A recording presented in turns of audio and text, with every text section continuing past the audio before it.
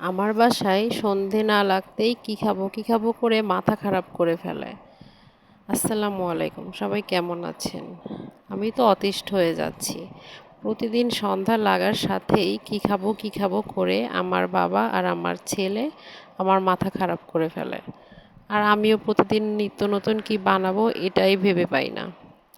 কিন্তু ঘরে যদি চানাচুর থাকে তাহলে খুব সহজেই আমি সন্ধ্যার নাস্তাটা বানিয়ে দিতে পারি।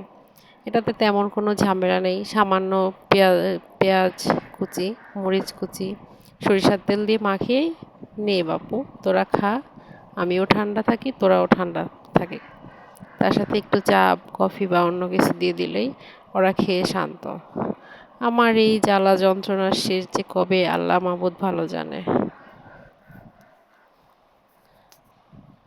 এই এক ঝামেলা, প্রতিদিন নাস্তায় কি খাবো, এত যন্ত্রণা কি আর ভালো লাগে বলেন?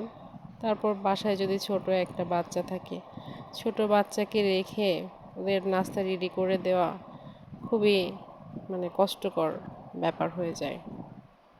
তো আমি কিছুটা পেঁয়াজ কুচি, কিছুটা মরিচ কুচি আর সামান্য একটু শসা ছিল, সেটা কুচি কুচি করে কেটে নিলাম। একটু লেবুর খোসা সহ কুচি কুচি করে দিলাম। এটা দিলে যে কি পরিমাণ স্বাদটা বাড়ে, একটু টক টক ফ্লেভার, লেবুর খোসার কামড় ও সেই স্বাদ। এগুলো একসাথে নিয়ে একটু ধনে পাতা ছিল অল্প একটু, সেটাও দিয়ে দিলাম কুচি করে কেটে। ধনে পাতাটা দিলে এক্সট্রা স্বাদ, না দিলেও সমস্যা নাই, থাকলে দিবেন না দিলে নাই।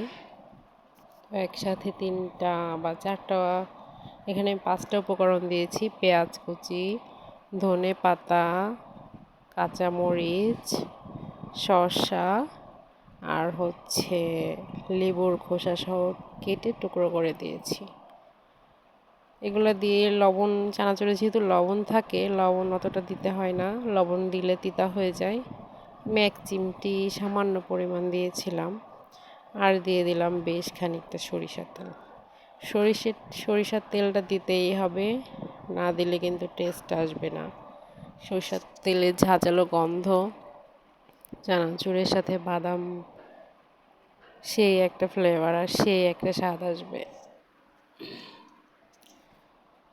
এই যে, তারপর আর কি, আর আমার বাসায় তো আর অল্পতে হয় না, অনেক বেশি লাগে। অল্প দিলে আবার তাদের হয় না। তো আর কি করা, এই যে আমার চানাচুর মাখানো রেডি। নেন, আপনারাও চাইলে একটু খেয়ে দেখতে পারেন, দেখেন কতটা লোভনীয় লাগছে, তাই না? আল্লাহ হাফেজ, সবাই ভালো থাকবেন।